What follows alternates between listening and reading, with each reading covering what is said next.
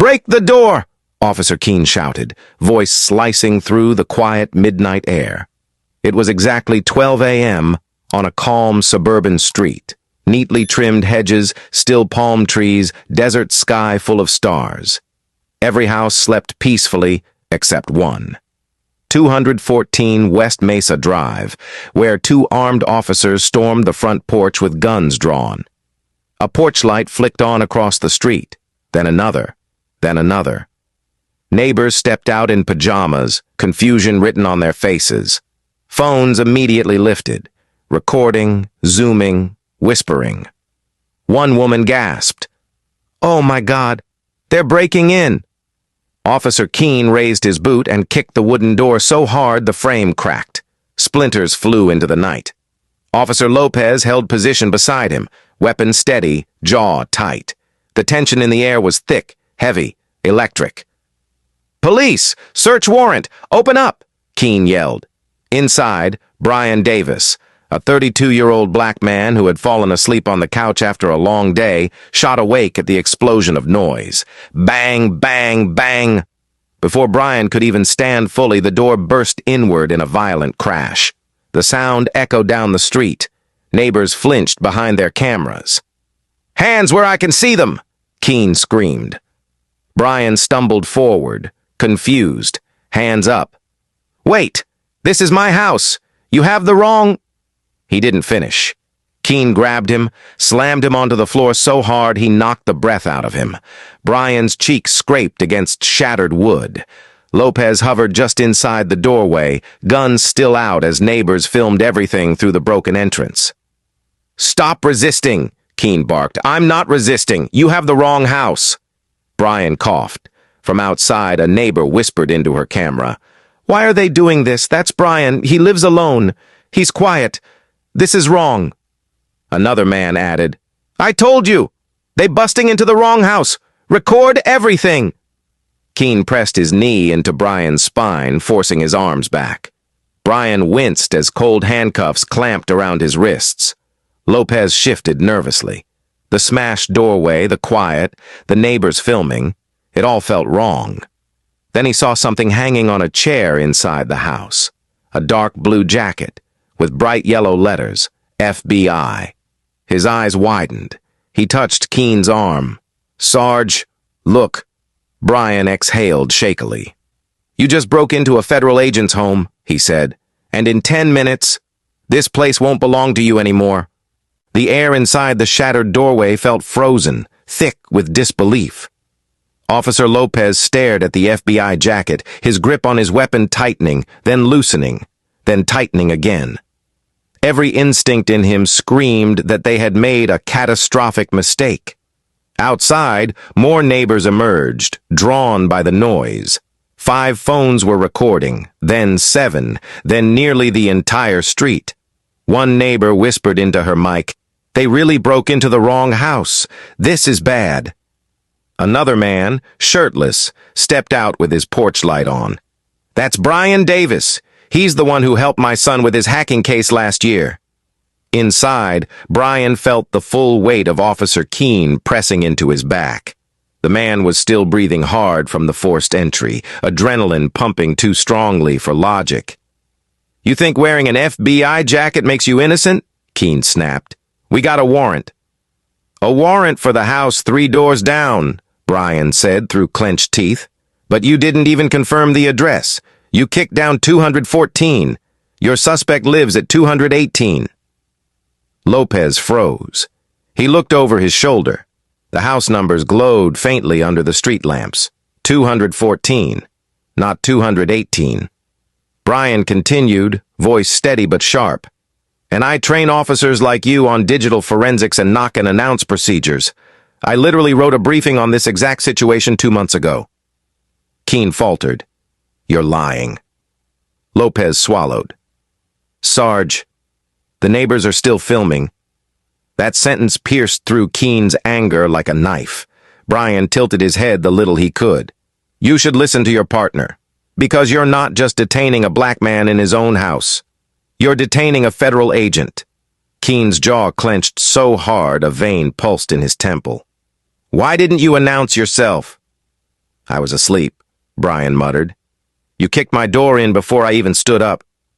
Lopez stepped closer, eyes darting between the jacket, the degree on the wall, and the broken door hanging off its hinges. This isn't right, Lopez said quietly. We need to call it in. Brian lifted his chin. His voice remained calm, almost disturbingly so. You don't need to call it in.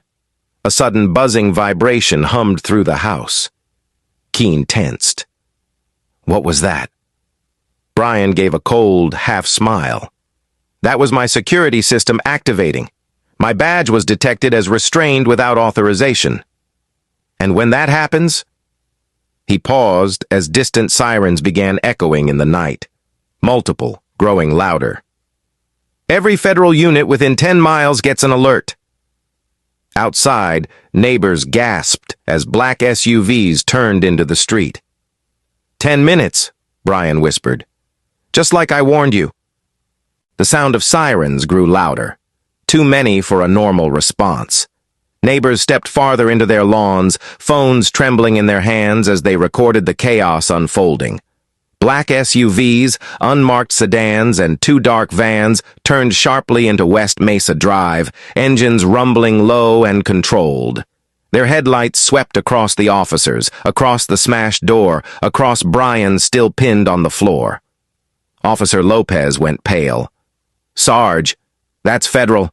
All of those are federal. Keene finally lifted his knee from Brian's back, but didn't remove the cuffs. Sweat gathered on his brow. His tough facade cracked. This was no longer a routine warrant. This was a disaster. Brian slowly pushed himself up with difficulty, breathing hard from the pressure that had been on him. I told you, he said, voice cold and measured. My ID badge triggers an emergency alert if I'm restrained inside my home without prior authorization. It's a safety protocol for agents who work sensitive cases. Keene opened his mouth to speak, but his voice died when the first SUV door swung open. Out stepped Special Agent Regina Morris, full FBI tactical gear, jaw clenched, eyes sharp. She scanned the scene. The broken door, the weapons drawn, the neighbors filming, and finally Brian in cuffs. What the hell is going on here? She demanded. Keene stammered. We were executing a warrant. On the wrong house, Brian cut in. Again. Neighbors murmured loudly, some even cheering as more FBI agents poured out of vehicles, forming a perimeter around the local officers. Several approached the porch with tactical precision, laser-focused. Agent Morris descended the steps with a furious calm. Uncuff him! Special Agent Morris, Lopez tried. You thought wrong, she snapped. You restrained a federal officer in his own home. You kicked in his door. And you did it with half the neighborhood filming you. Keene reluctantly unclipped the cuffs, hands shaking. Brian flexed his sore wrists, eyes locked on Keene. Morris continued, voice ice-cold. Do you understand the level of violation here? You triggered an internal alert across the entire Phoenix Metro field office. That's why you're surrounded. We thought one of our own had been taken. Brian stepped forward, rubbing his wrists. And instead, it was just sloppy police work. The neighbors clapped quietly, but the street fell silent when Morris said, Everyone, stay exactly where you are. This is now a federal investigation. The officers' faces drained of color. They were no longer in control. Brian was. The street was dead silent as Special Agent Morris stepped between Brian and the officers, her glare sharp enough to cut steel. Sergeant Keene, she said, you and your team will surrender your weapons and stand down, right now. Keene swallowed hard. The bravado he carried minutes earlier evaporated. Under the glow of neighbors' phone cameras, under the weight of federal eyes, he slowly unholstered his gun and placed it on the porch railing. Lopez followed, visibly shaken. Brian stood tall despite the bruises on his wrists and shoulder. This time he wasn't speaking as a victim, but as an FBI agent whose dignity had been violated. You didn't just break my door, Brian said. You broke protocol, trust, and every ounce of professionalism the badge is supposed to represent. Morris nodded. And they will answer for it. Every second is on video, every mistake documented. There will be consequences. Neighbors clapped softly, then louder, their voices rising with support. The officers were escorted away, heads down, surrounded, not by criminals, but by justice itself.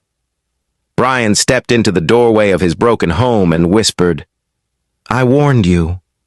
What do you really think about this situation? Should the officers be punished or not?